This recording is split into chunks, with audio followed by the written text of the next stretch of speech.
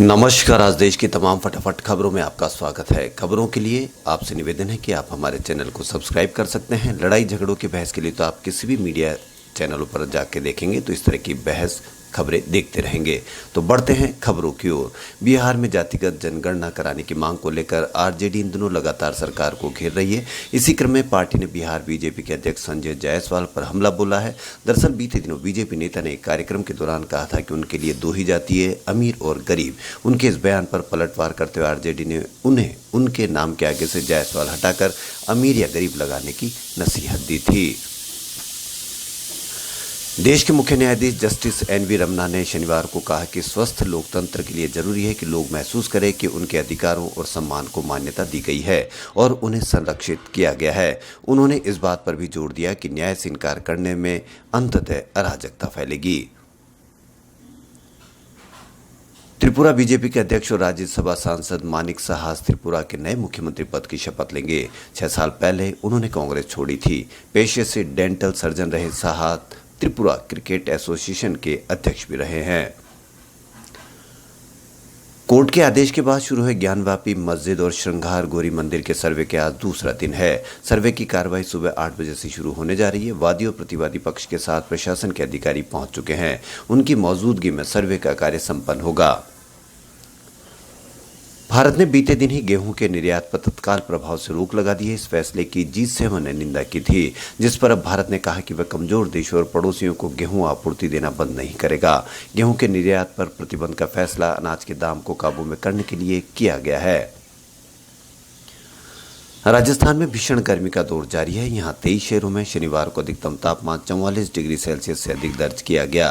तेज गर्मी और लू चलने के कारण आम जनजीवन ठप सा हो गया और लोग घरों से निकलने से बच रहे हैं। मौसम विभाग के अनुसार शनिवार को सबसे ज्यादा तापमान धौलपुर में रहा, जहां पारा 48.5 डिग्री सेल्सियस दर्ज किया गया। कांग्रेस के पूर्व अध्यक्ष राहुल गांधी ने कश्मीरी पंडित राहुल भट्ट के आतंकवादियों द्वारा हत्या किए जाने की पृष्ठभूमि में शनिवार को आरोप लगाया कि प्रधानमंत्री नरेंद्र मोदी के लिए एक फिल्म पर बोलना कश्मीरी पंडितों के नरसंहार पर बोलने से ज्यादा अहम है। उन्होंने राहुल भट्ट की पत्नी का एक वीडियो साझा करते हुए ट्वीट किया, प्रधानमंत्री के लिए एक फिल्म पर बोलना कश्मीरी पंडितों के नरसंहार से बोलने से ज्यादा अहम है। महाराष्ट्र के मुख्यमंत्री उद्धव ठाकरे ने बीजेपी और महान राष्ट्र नव निर्माण सेना पर करारा हमला बोला है। उन्होंने शनिवार को एक रैली में कहा कि कुछ दल फर्जी हिंदुत्व के जरिए गुमराह कर रहे हैं। उन्होंने बीजेपी पर ओछी राजनीति करने का आरोप लगाया। ठाकरे ने मुंबई में एक रैली में भाजपा पर निशाना साधते हुए आश्चर्य व्यक्त किया कि क्या यह वही पार्टी है जिसे शिवसेना 25 साल पुराना मित्र मानती रही। लगभग 2 साल पहले अपनी पहली जनसभा में शिवसेना प्रमुख ठाकरे ने कहा कि मुंबई को महाराष्ट्र से अलग करने के प्रयासों को कभी सफल होने नहीं दिया जाएगा। भारत का राष्ट्रीय खेल हॉकी है, लेकिन हॉकी के विकास को लेकर न तो राष्ट्रीय हड़बड़ी में है न राज्य। जनता का नाम मत लीजिए, जनता तो क्रिकेट के साथ करवट ले रही है। क्रिकेट के प्रयोजन को लेकर हजारों कंपनी लाइन में लग जाते हैं, लेकिन राष्ट्रीय खेल हॉकी की बात आती है तो इन कंपनियों का राष्ट्रीय भावना कहीं गायब हो जाती है। हॉकी को प्रायोजक ही नहीं मिलते। याद होगा कि जब भारतीय पुरुष और महिला टीम ओलंपिक में शानदार प्रदर्शन किया तो सब खिलाड़ियों की मेहनत में अपना हिस्सा जोड़ने पहुंच गए। हॉकी के विकास के लिए ओडिशा सरकार जो कदम उठा रही है वो तारीफ के योग्य है। भारत सरकार द्वारा गेहूं के निर्यात पर लगाए गए रोक का G7 देशों ने आलोचना की है। 7 औद्योगिकृत देशों के समूह के कृषि मंत्रियों ने शनिवार को भारत सरकार द्वारा उठाए गए कदम का विरोध किया है। जर्मनी के कृषि मंत्री केम ओस्डीमेर ने स्टटगार्ट में मीडिया से बात करते हुए कहा कि अगर हर कोई निर्यात प्रतिबंध या बाजार बंद करना शुरू कर देता है तो इससे संकट और अधिक बढ़ जाएगा। न्यूयॉर्क के बफेलो इलाके के एक सुपरमार्केट में शनिवार को फायरिंग हुई, जिसमें अब तक 10 लोगों की मौत की पुष्टि हो चुकी है। गोलीबारी में 3 लोग घायल हैं। मरने वालों में एक सिक्योरिटी गार्ड भी शामिल है।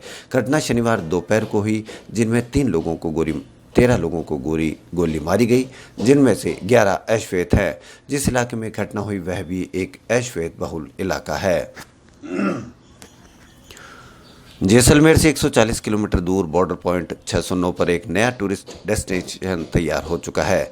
यहां से पाकिस्तान की दूरी महज 150 मीटर है। गर्मी खत्म होते ही इसे टूरिस्ट के लिए खोल दिया जाएगा। सिर्फ 50 रुपये एंट्री फीस देकर टूरिस्ट भारत पाक बॉर्डर घूम सकेंगे, साथ ही पाकिस्तान का नज़ारा भी देख सकेंगे। बॉर्डर के पास एक टावर बनाया गया है जहाँ टूरिस्ट को जाने की परमिशन होगी। राहुल गांधी फिर से कांग्रेस के अध्यक्ष बन सकते हैं। इसके लिए चुनाव अगस्त में होंगे, लेकिन उदयपुर में चल रहे चिंतन शिविर में इसका रोड मैप बन रहा है। पार्टी में नौजवानों को ज्यादा जिम्मेदारियां दी जाएगी। गेहूं के बढ़ते दामों को देखते हुए भारत ने इसे विदेश भेजने पर रोक लगा दी है।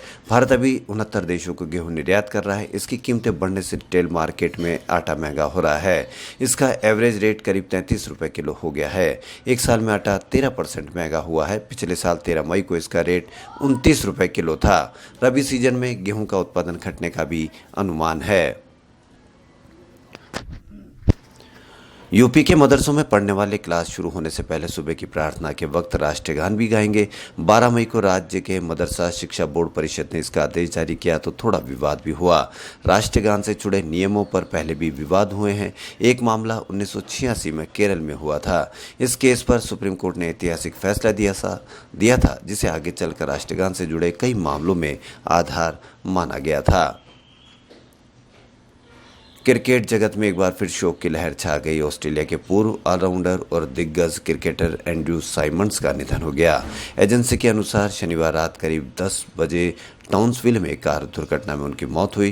क्वींसलैंड पुलिस ने बताया कि शहर से करीब 50 किलोमीटर वेस्ट में हरवे रेंज में तेज रफ्तार कार सड़क पर पलट गई। इस कार में एंड्रू साइमंड्स सवार थे। बॉलीवुड के खिलाड़ी कुमार यानी अक्षय कुमार कोविड पॉजिटिव हो गए हैं। इस बात की जानकारी उन्होंने ट्वीट करके दी। इसके चलते वह अब कॉन्स फिल्म फेस्टिवल में हिस्सा नहीं ले रहे हैं। दरअसल इस साल कॉन्स फिल्म फेस्टिवल में भारत को कंट्री ऑफ ऑनर के रूप में आमंत्रित किया गया है। इसलिए एक्टर केंद्रीय मंत्री अनुराग ठाकुर के साथ भारतीय प्रतिनिधिमंडल के रूप में फेस्टिवल में हिस्सा लेने वाले थे। बता दें, अक्षय दूसरी बार कोविड की चपेट में आए हैं। इससे पहले वो कोरोना की दूसरी लहर में भी संक्रमित हुए थे।